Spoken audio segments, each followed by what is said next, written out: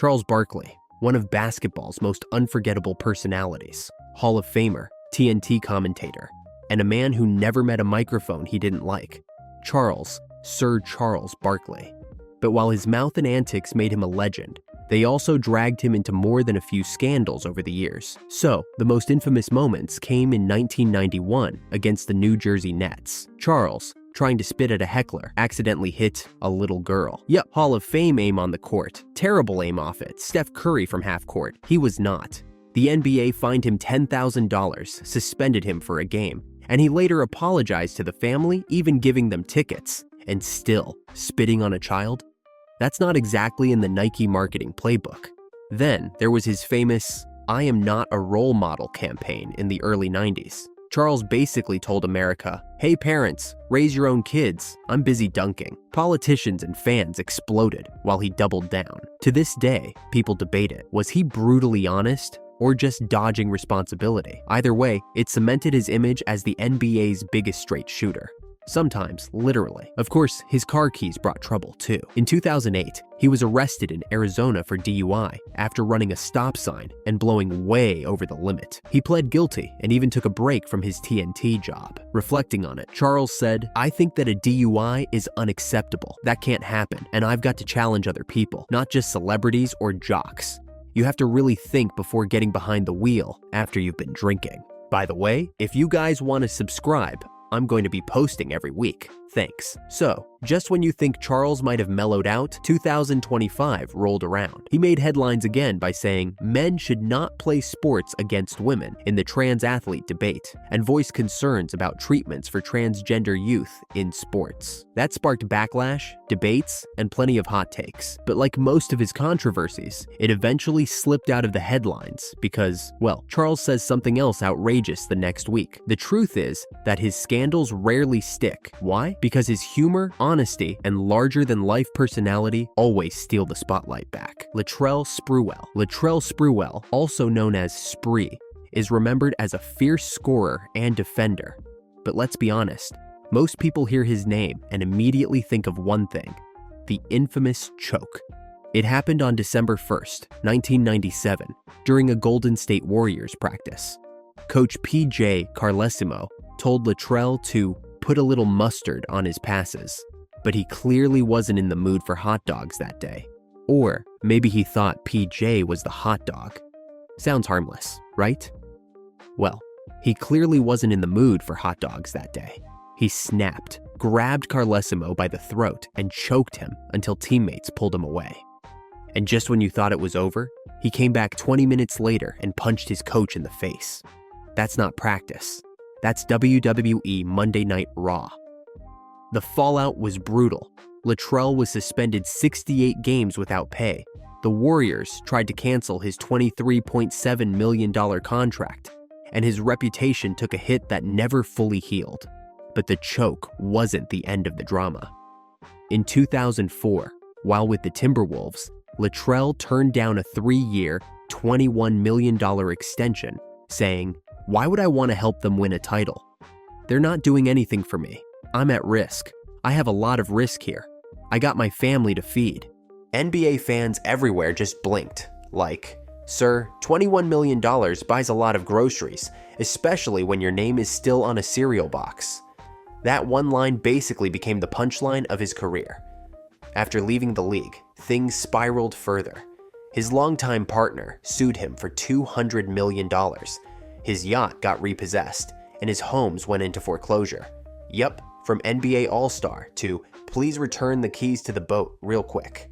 Even recently, a GoFundMe page popped up online to raise money for his granddaughter's medical bills, only to suddenly vanish. It fueled speculation that Latrell, despite once making nearly $100 million, might now have a net worth closer to $150,000. In the end, Latrell Sprewell's legacy is a mix of highlight reels, choke jokes, and financial don'ts. His story is a wild reminder you can lose everything fast, whether it's your temper or your fortune. Dennis Rodman. Dennis Rodman was always surrounded by controversy, but one incident in 1997 stood out. During a game between the Bulls and the Timberwolves, he dove for a rebound, fell out of bounds and then kicked a courtside cameraman named Eugene Amos. The kick landed hard enough to injure Amos, who was later taken to the hospital. The fallout was immediate. He was suspended for 11 games and fined $25,000 by the NBA. On top of that, he agreed to a $200,000 settlement with Amos to avoid further legal trouble. Even his own coach, Phil Jackson, couldn't resist adding a bit of bite to the situation, saying, "It looked like he kicked him in the knee, and all of a sudden, he came up with that falsetto." Only Phil could turn an assault into a comedy roast. It was more than just another Dennis headline. It was a serious assault during a nationally televised game. The public reaction was mixed. Some saw it as just him being himself, while others called for a tougher penalty. The league opted for a middle-of-the-road approach, handing down a suspension that cost him over $1 million in lost salary. Despite the chaos, he recovered, helped the Bulls win another championship that year, and the incident eventually got lost behind the team's success. But for a while, that kick was one of the ugliest moments in the Bulls dynasty. Gilbert Arenas. December 2009 was a dark time in the Washington Wizards locker room, turning into the scene of a crime drama. Gilbert Arenas and teammate Javaris Crittenton allegedly pulled guns on each other after a dispute over gambling. The story broke wide open when it was revealed that Gilbert had brought 4 unloaded guns into the locker room and left them out in front of Crittenton, along with a note daring him to pick one. This wasn't just a locker room beef, it was the NBA's most expensive game of Russian roulette. The NBA responded with harsh penalties. He was suspended for the rest of the season, losing nearly $7 million in salary. Crittenton was suspended too, but he took the brunt of the backlash as the face of the scandal. Public opinion was unforgiving. Gilbert went from being one of the league's most exciting players to the punchline of late-night jokes. The Wizards quickly moved on from him, and his career never fully bounced back. What's even crazier is that a few years later, Crittenton was arrested in a separate case and eventually sentenced to 23 years in prison for manslaughter in a gang-related shooting. This made the whole locker room incident look even more troubling in hindsight. The NBA took it as a zero-tolerance moment, sending a clear message about guns in team facilities. But for him, it was the end of an era. He went from being an all-star to an outcast, all because of one of the wildest locker room stories in NBA history. Paul Pierce. September 2000 was a pivotal moment in Paul Pierce's career. While at a nightclub in Boston, he was brutally attacked and stabbed 11 times during a brawl. Doctors later called his survival a miracle, noting that one stab wound narrowly missed his heart. Talk about clutch. Pierce hit the ultimate game winner, surviving. Despite the severity of his injuries, he made a remarkable recovery and didn't miss a single regular season game that year. Police ultimately arrested and charged 2 men in connection with the stabbing, and both were convicted. However, the motive behind the attack remained unclear. The NBA and Celtics mostly kept quiet about the incident, focusing instead on Paul's recovery and return to the court. The public reaction was a mix of shock and admiration for his toughness, but he revealed years later just how deeply the incident affected him. "I couldn't be near crowds," Pierce said, adding that he hired 24-hour security to guard his home after the attack. "If I got in a crowded place, I'd start shaking inside. It took me years to get over that. If I was walking and someone bumped into me or rubbed against me, I'd freak out." That trauma changed the course of his life, making him more careful about who he hung out with. It also solidified his reputation as one of the toughest players in the league. Although the stabbing wasn't his fault, it became a defining moment in his story. For most players, that would have been a career ender. It marked the beginning of his ascent as the Celtics franchise star. Jason Williams. A rising NBA star, Jason Williams, in the 1990s, was a power forward/center known for crashing the boards, throwing his weight around, and giving opponents a physical welcome to the paint. He played for the Philadelphia 76ers and New Jersey Nets, even making an all-star appearance in 1998. But a bad leg injury in 1999 basically ended his NBA career. Talk about taking a fast break straight to the bench. Then came February 14th, 2002. No, it wasn't Valentine's Day romance. It was the day Jason fatally shot his limousine driver, Kostas Gus Christofi, at his New Jersey mansion. Reports say he was showing guests his gun collection, handling a 12-gauge shotgun, and somehow it went off. Allegedly, safety measures weren't followed. Witnesses claimed he tried to cover it up afterward, moving the gun, wiping fingerprints, and even placing it in Christofi's hands. Definitely not the teamwork you put in the highlight reel. The legal fallout was long and messy. Jason was indicted on manslaughter, evidence tampering, and other charges. At his 2004 trial, he was acquitted of the most serious charge, but convicted on cover-up counts. The jury couldn't decide on reckless manslaughter. By 2010, he had pled guilty to aggravated assault to avoid retrial on the reckless manslaughter charge and got 5 years in prison, eligible for parole after about 18 months. He was released in 2012. Even after prison, his life didn't exactly turn into a highlight reel. There were DUI incidents, a serious car crash in Manhattan, hospitalizations for mental health and substance issues, personal relationship troubles, divorces, drug allegations, and reports of erratic behavior. These incidents tended to make the news for a day or two before fading. In court during one of the hearings, Jason turned to Christofi's sister, Andrea Adams, and said, "There's not a day I wake up that I don't feel sorry for what I did to Mr. Christofi and that I put you through this."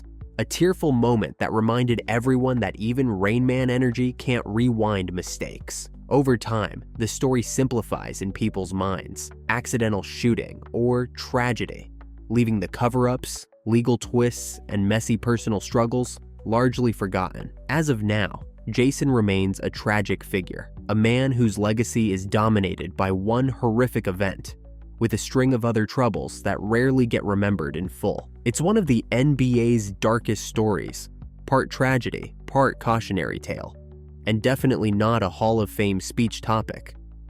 Joe Dumars. Joe Dumars is one of those rare guys from the Bad Boys Pistons who somehow came out looking like the good boy. A Hall of Famer, two-time NBA champ, and a soft-spoken leader, he's usually remembered as the classy one on a team famous for elbowing people into another dimension. But if you peel back the layers, Joe does have some controversies. Not headline everywhere scandals, but enough to raise eyebrows if you dig. Let's start with 2010. The NBA reportedly fined Joe $500,000, yes, $500,000, for leaking confidential league memos to Adrian Wojnarowski. He basically played email among us with the league office and lost. He did it and basically funded a small country's budget in fines. The NBA even pulled a James Bond move with a sting operation, planning slightly different versions of memos to catch the mole. Spoiler, it was Joe. Fast forward to 2025. Joe was hired as Executive VP of Basketball Operations for the New Orleans Pelicans. Sounds good, right? But then came the 2025 NBA Draft. The Pelicans traded away an unprotected 2026 first-round pick, plus their number, 23 pick, just to move up and grab Derek Queen at number 13. Critics roasted it, with Bill Simmons calling it one of the dumbest trades of the decade. Pelicans fans reacted like, "Cool, so we just handed away our future to play fantasy GM?" He shrugged it off, basically saying, "Criticism doesn't bother me," which is usually code for, "Yes, I read Twitter, and yes, it hurt." And it doesn't stop there. Joe also had to face heavier issues, like addressing the Zion Williamson civil lawsuit in 2025 that included shocking accusations. He said the team was taking things seriously and stressed accountability, but it was the PR equivalent of kicking the league in the shin. So, what's the verdict on Joe? His controversies never really exploded into career-ending scandals, but they're like that weird smell in your fridge. You don't notice it unless you go looking. His Hall of Fame playing career and good guy image have often overshadowed the messier parts of his executive years. Chris Webber. Chris Webber's scandal didn't come on the court, but in a courtroom. In the early 2000s, he was accused of lying to a grand jury about receiving money and gifts during his college days at Michigan from booster Ed Martin. The investigation into Martin's gambling and money laundering operation pulled in several former Wolverines, but Chris was the biggest name. Prosecutors said he lied under oath about the money he received. In 2002, Chris was charged with perjury and obstruction of justice. Facing serious consequences, he eventually struck a deal to plead guilty to a lesser charge of criminal contempt. He paid fines, performed community service, and avoided jail time, but Michigan's banners didn't avoid the attic. At one point, his attorney, Stephen Fishman, pushed back hard against the charges. Weber was subpoenaed there as a witness, not a target, Fishman said. Refresh his memory, it's been 10 years. Fishman even asked the judge to dismiss the case based on what he called a reasonable likelihood of vindictiveness of prosecution. The NBA didn't punish Chris, and he continued playing at a high level. But the case tainted his reputation and cast a long shadow over the Fab Five legacy at Michigan. The school even removed banners from that era as part of NCAA sanctions. Public reaction was mixed. Some saw him as unfairly targeted for something familiar in college sports. Others saw it as proof that the Fab Five's critics were right all along. Either way, Chris's name became permanently tied to one of the biggest college basketball scandals of all time. Derek Coleman, from 1 number overall pick to number. 1 on the bankruptcy list, that's a fast break nobody wants. Derek Coleman was an NBA All-Star, but by 2010, reports surfaced that he had filed for bankruptcy, despite making over $90 million during his career. Court documents showed he owed millions to creditors and had less than $1 million in assets left. His financial troubles were tied to failed business ventures in Detroit, including real estate projects that never got off the ground. His attorney, Mark Burke, later defended his client's intentions, saying, Mr. Coleman was focused on investing in various communities throughout the city of Detroit by developing real estate, creating jobs, and revitalizing business opportunities. Due to the state of the economy, including the decline in the real estate market, Mr. Coleman's investments could not be sustained. The public reaction was brutal. Derek went from being seen as a cautionary tale of wasted talent on the court to a cautionary tale of financial ruin off it. The NBA had no involvement. He was long retired by then, and the league typically doesn't step into players' personal finances. But the story made headlines as another example of how quickly fortunes can disappear. He himself stayed quiet, rarely addressing the bankruptcy publicly. His fall became part of the long list of athletes who earned massive salaries only to end up broke. Shawn Kemp. Shawn Rain Man. Kemp was a walking highlight reel in the 90s. Alley-oops, windmill jams, dunking on people like he was auditioning for Mortal Kombat. Finish him. If you played NBA Jam back then, he was basically the cheat code. But off the court, let's just say life wasn't always a slam dunk. In 2023, Shawn got caught up in a wild situation at Tacoma Mall. Picture this. His phone and some memorabilia get stolen from his truck. Most of us would call the cops, or maybe just cry about it. But he went full detective mode, tracking his phone to a Toyota 4Runner like he was Batman with a GPS. Not sure if this was Tacoma or Gotham City. He confronts the car, shots get fired, and suddenly, the Rain Man is in the middle of a parking lot shootout. Yeah, not exactly the kind of comeback fans were hoping for. At first, prosecutors came down hard. First-degree assault, drive-by shooting charges, basically throwing the whole law book at him. But in May 2025, Shawn pled guilty to a reduced charge of second-degree assault. By August, the judge handed down his sentence: 30 days of electronic home monitoring, a year of state supervision, and 240 hours of community service. No jail. The court considered the fact that his property was stolen, and he claimed self-defense. Basically, he got probation instead of prison, a legal fast break. After the hearing, Shawn reflected on the chaos. The last 3 years have been tough. Think twice when you get mad. Think twice when you get a little upset. On top of that, he has seen his fortune rise and fall. He made around $90 million in the NBA, but lost much of it to bad business deals and lifestyle choices. These days, though, he's reinvented himself as a cannabis entrepreneur with Shawn Kemp's cannabis shops in Seattle. From dunking basketballs to selling bud, talk about a career pivot. From alley-oops to dispensaries, he's still giving people highs, just a different kind. The funny part? Everyone remembers the shooting headline, but few remember how it ended. No jail, just home monitoring. So if you only read the start, you'd think Shawn was in real trouble. But in reality, the man walked away, still free, just grounded at home with an ankle monitor. And there you have it. Some players bounced back, some careers never recovered, and some stories are still buried deeper than an old playbook. After all these scandals, do you think the NBA should add a new stat? Number of careers almost erased. Or is that just too dark even for them?